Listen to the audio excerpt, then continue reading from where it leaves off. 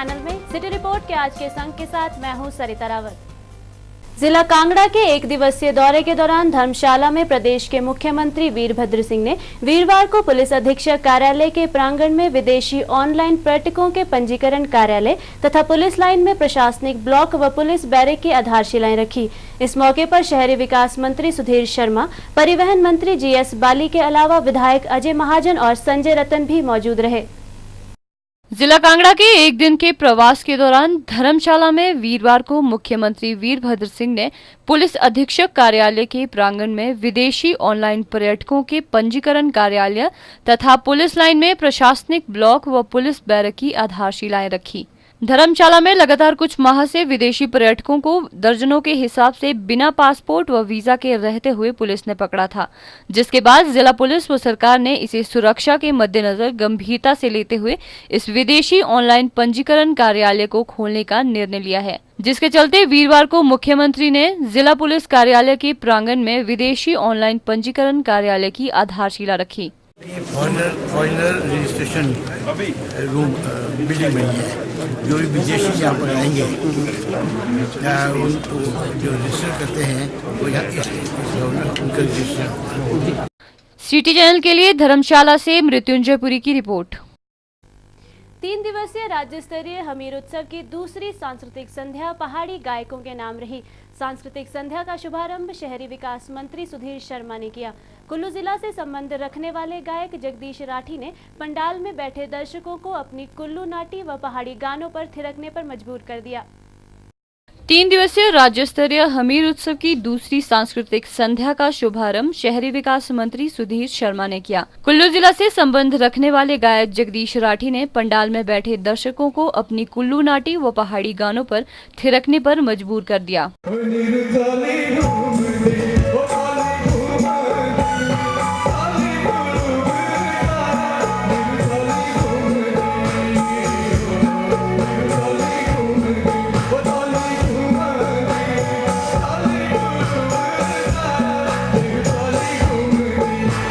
वहीं इस दौरान पहाड़ी गायक धीरज शर्मा व गीता भारद्वाज ने भी एक से बढ़कर एक गाने गाकर हमीरपुर के लोगों का खूब मनोरंजन किया।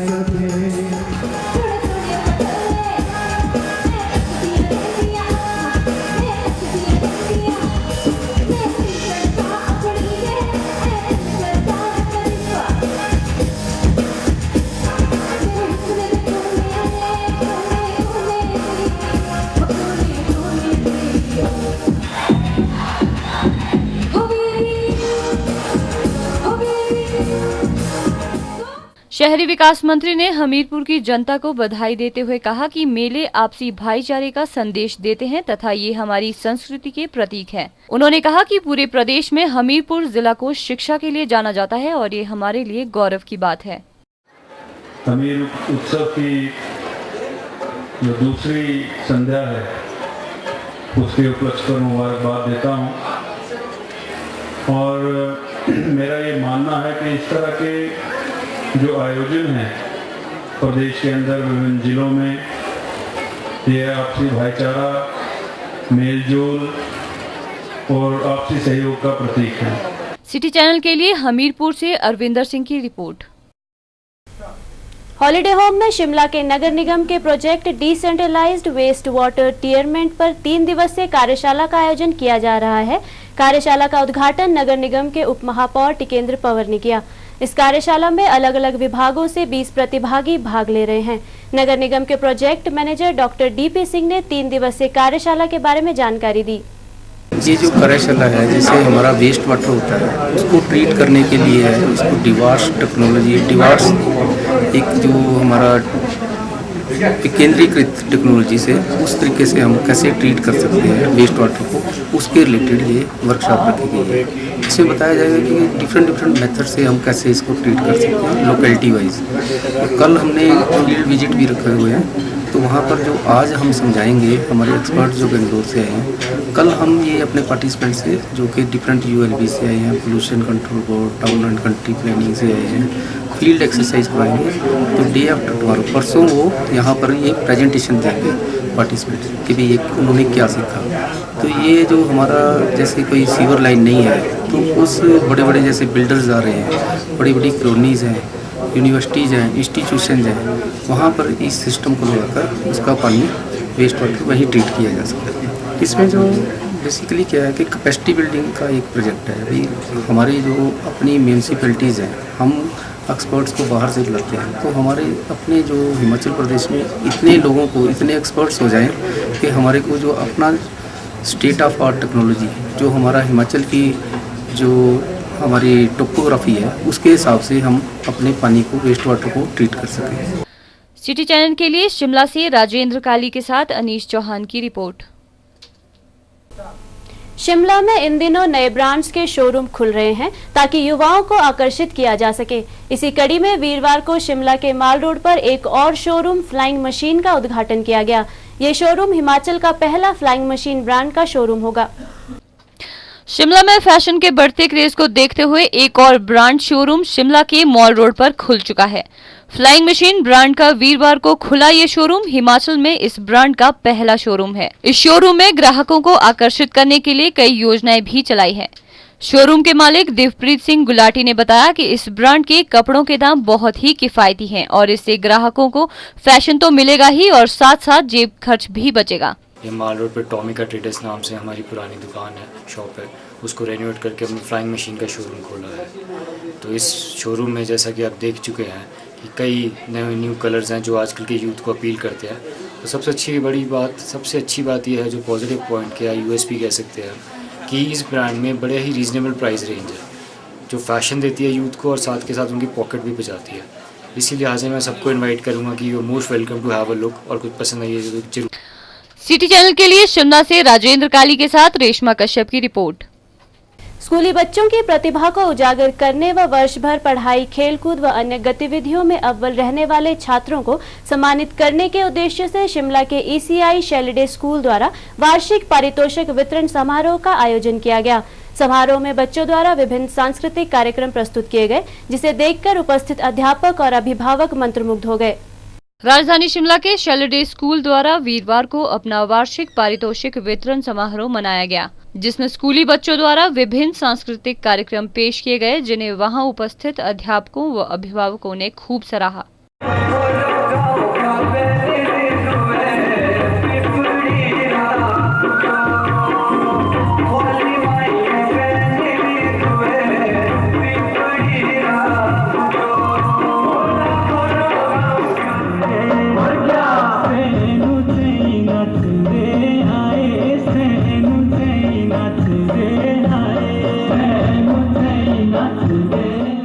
स्कूल की प्रधानाचार्य ने सिटी चैनल से बात करते हुए बताया कि हर वर्ष की भांति इस वर्ष भी उन्होंने इस वार्षिक कार्यक्रम का आयोजन किया है, जिसे बेहतर बनाने के लिए बच्चों ने कड़ी मेहनत की है। उन्होंने बताया कि पढ़ाई के साथ साथ बच्चे सांस्कृतिक कार्यक्रम में भी अपना हुनर दिखा सकें, इसीलिए इस कार्यक्रम का आयोजन किया गया है। हमारा एनुअल कॉन्सर्ट है और बच्चों ने खूब अच्छी तैयारी की हुई है एंड पेरेंट्स को बुलाया सबको देखने के लिए कि उनके बच्चों को हम कितना कुछ सिखाते हैं। Like all the students they are participating and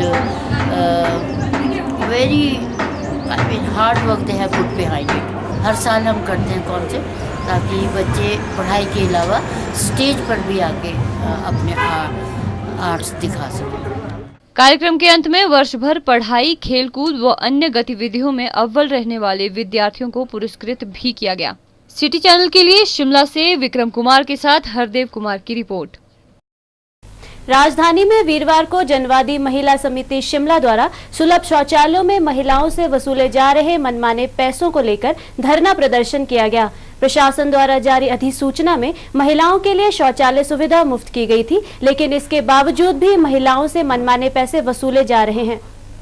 जनवादी महिला समिति शिमला द्वारा वीरवार को राजधानी में धरना प्रदर्शन किया गया। सुलभ शौचालयों में महिलाओं से वसूले जा रहे मनमाने पैसों को लेकर यह धरना प्रदर्शन किया गया।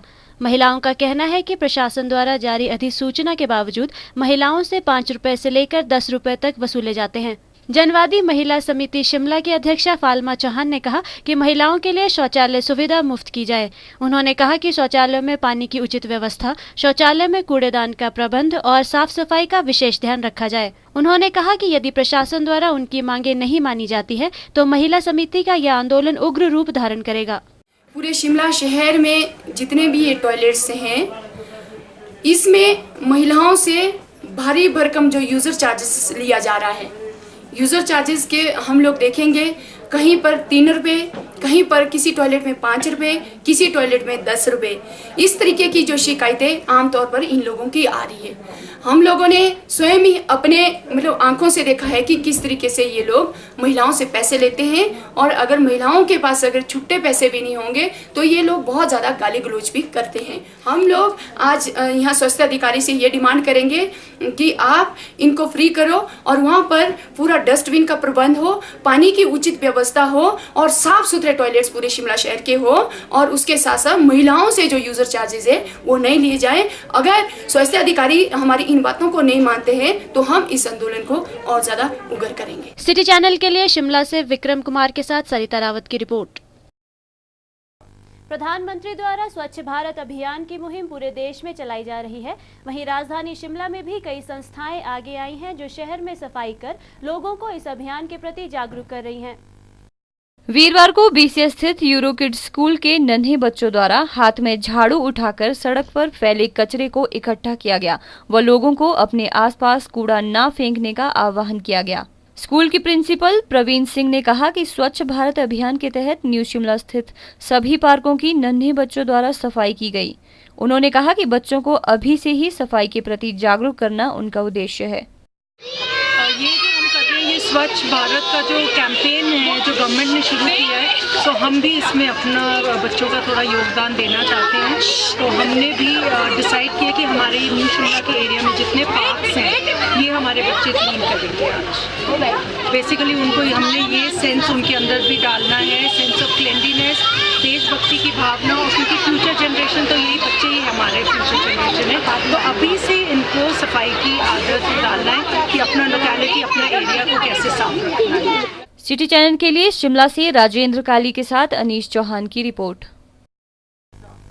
शिमला के टूटीगंडी स्थित आईएसबीटी के नए बस अड्डे के समीप पथ परिवहन निगम के पेट्रोल पंप कार्यालय के साथ पिछले करीब 15 दिनों से खुले में बह रही गंदगी नगर निगम शिमला की कार्यप्रणाली पर सवाल निशान तो लगा ही रही है, साथ ही प्रधानमंत्री के स्वच्छ भारत अभियान को लेकर राजधानी शिमला में उठाए जा रहे कदमों की पोल भी खोल रही है। पंप पर तैनात कर्मचारियों का सांस लेना तक दूभर हो गया है, लेकिन नगर निगम के कर्मचारियों की दादागिरी के आगे इन लोगों को इसी नर्क में रहना पड़ रहा है।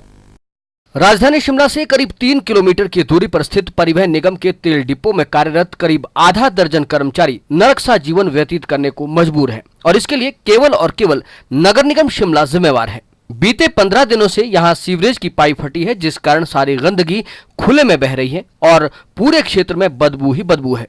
पेट्रोल पंप में कार्यरत सभी कर्मचारियों को मजबूरन इसी बदबू और गंदगी में अपना काम करना पड़ रहा है, साथ ही उनका दिन का भोजन भी इसी माहौल में हो रहा है। परिवहन निगम के इन कर्मचारियों ने नगर निगम शिमला को कई मर्तबा इस पाइप को दुरुस्त करवाने की गुजारिश की, लेकिन इनके कानों पर जूं तक नहीं रेंगती। उल्टा इन्हें कहीं भी जाकर शिकायत करने और मीडिया में जाने की चुनौती दी जा रही है। नगर निगम की इस दादागिरी के आगे इन लोगों को मजबूरन इसी नरक में रहना पड़ रहा है। पाइप फटी है ना सर, इधर सामने दफ्तर के अंदर रोटी खानी मुश्किल हो गई।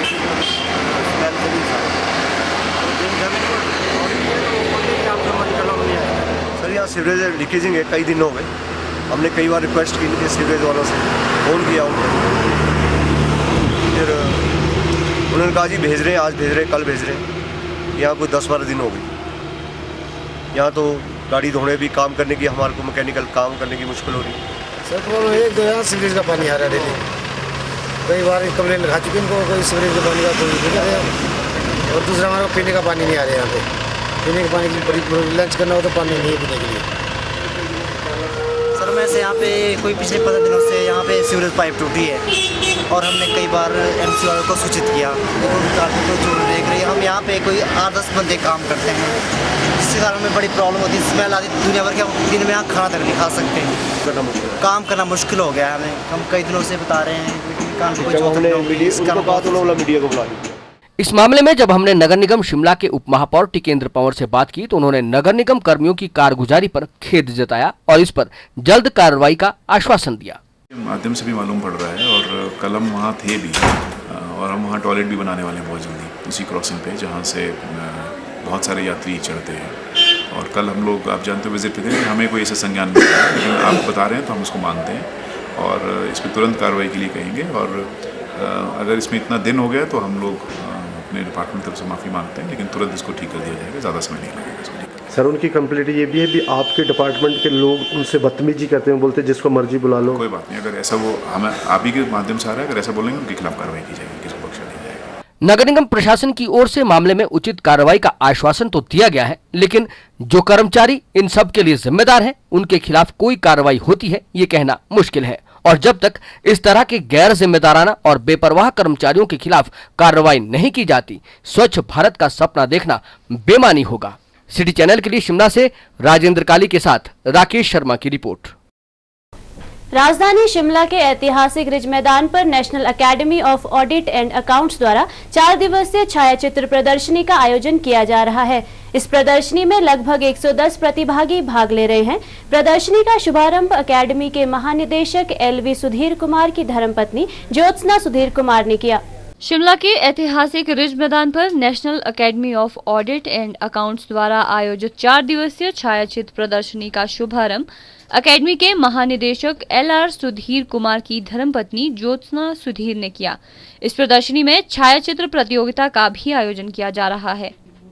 प्रदर्शनी और प्रतियोगिता को 4 श्रेणियों लैंडस्केप, पोर्ट्रेट, वाइल्ड लाइफ और फेस्टिवल में बांटा गया है। इसमें लगभग 110 प्रतिभागी भाग ले रहे हैं। अकेडमी के ऑफिसर ट्रेनी पंकज वर्मा ने प्रदर्शनी के बारे में जानकारी देते हुए बताया कि इस प्रदर्शनी का उद्देश्य शिमला और शिमला में बाहर से आने वाले लोगों को अकेडमी की महत्वता के बारे में बताना है, जिसमें हमने अपने ऑफिस के डिपार्टमेंट के जो भी CAG के अंडर में काम करते हैं उन सारे ऑफिसर्स ने अपनी फ़ोटोज़ भेजी हैं। यहाँ हमने 2 कैटेगरी रखी है, एक फ़ोटो एग्जीबिशन के लिए और एक कंपटीशन के लिए, और दोनों में हमने 4 कैटेगरीज रखी हैं, लैंडस्केप, पोर्ट्रेट, वाइल्ड लाइफ और फेस्टिवल। तो वो सारी फ़ोटोज़ आप देख सकते हैं, से वाइल्ड लाइफ की हैं। और इन फ़ोटोज़ पर जजेज़ ने भी अपने मार्क्स दिए हैं और हम पब्लिक के भी मार्क्स लेंगे। और हमारा मेन मोटिव ये है कि इसके माध्यम से जो शिमला में लोग हैं, क्योंकि यहाँ बाहर से भी काफ़ी लोग आते हैं, तो वो सारे लोग जाने हमारे डिपार्टमेंट को, और ये भी हम उन्हें बताते हैं कि हम कितना महत्वपूर्ण काम करते हैं ऑडिट के माध्यम से। सिटी चैनल के लिए शिमला से राजेंद्र काली के साथ अनीश चौहान की रिपोर्ट।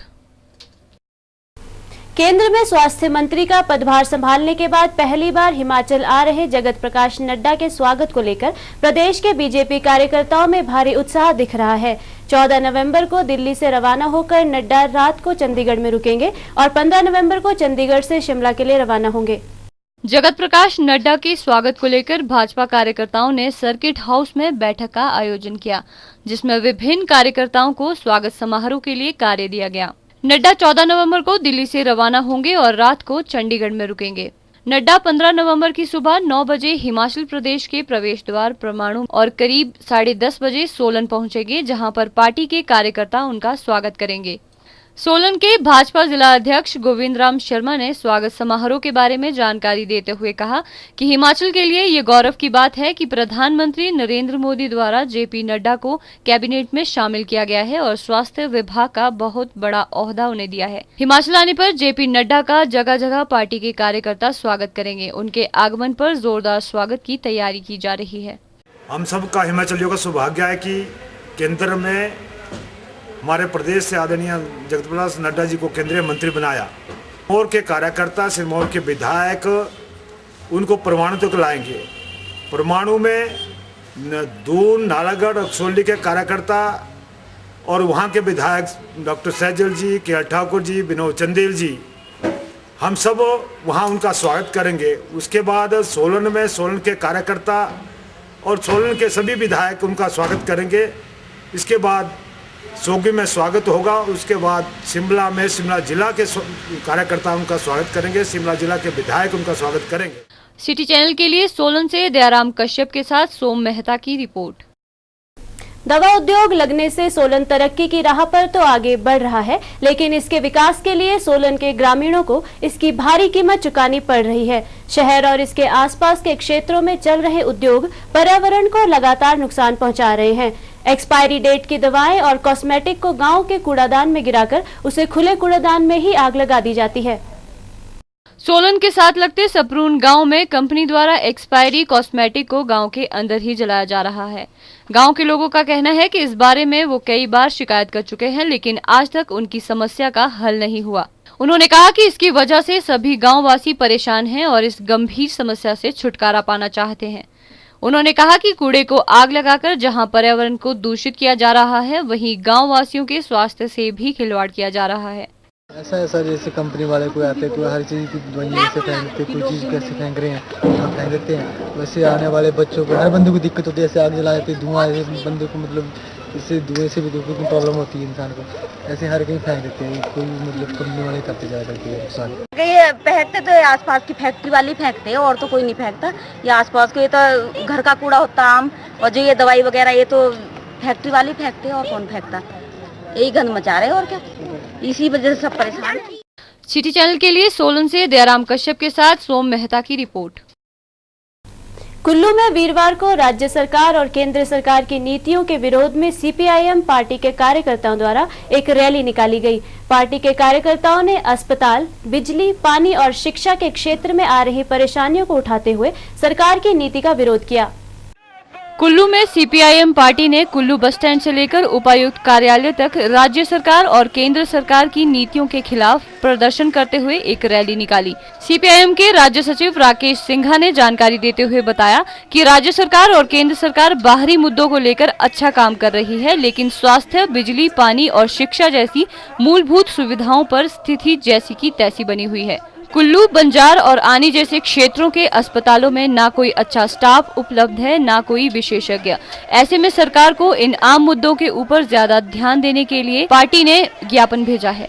जो ज्वलंत मुद्दे कुल्लू जिला के थे, जो इस अभियान में सम्मेलनों के दौरान उठे हैं, उन ज्वलंत मुद्दों को आज हम डिप्टी कमिश्नर महोदय के साथ उठाना चाहते हैं। आप जानते हैं कि इस सरकार को, जो मिस्टर वीरभद्र सिंह की सरकार पिछले 2 वर्षों में आई थी, एक बहुत बड़ी आशाएं लोगों से थी, और लेकिन आज दुख से ये कहना पड़ रहा है कि ये जो सरकार है, ये लोगों की आशाओं के मुताबिक सही उतरी नहीं। अब इसे हम ये कहना चाहते हैं कि जो मूलभूत सुविधाएं जो शिक्षा से ताल्लुक़ रखती है, जो स्वास्थ्य से ताल्लुक़ रखती है, पीने के पानी से ताल्लुक़ रखती है, बिजली से ताल्लुक़ रखती है, ये सारी जन सुविधाएं आज हिमाचल प्रदेश में आस्ते आस्ते, और ख़ास तौर पर कुल्लू के इलाके के अंदर, कुल्लू जिला के अंदर, ये चरमराती जा रही है। सिटी चैनल के लिए कुल्लू से मनमिंदर अरोड़ा की रिपोर्ट। सिटी रिपोर्ट के आज के इस अंक में बस इतना ही। प्रदेश भर की जानकारी के लिए आप देखते रहिए सिटी चैनल।